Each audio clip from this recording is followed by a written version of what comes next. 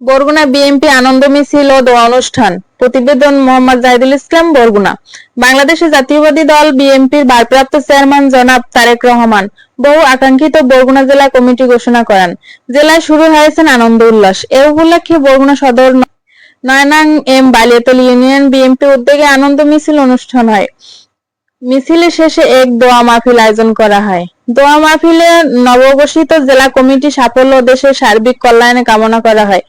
স্থানীয় নেতৃবৃন্দ বলেন, দীর্ঘ প্রতীক্ষার পর জেলা কমিটি ঘোষণা কর্মীদের মাঝে নতুন উদ্বেগ সৃষ্টি হয়েছে।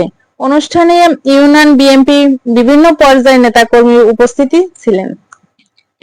দেখুন ভিডিও চিত্রে।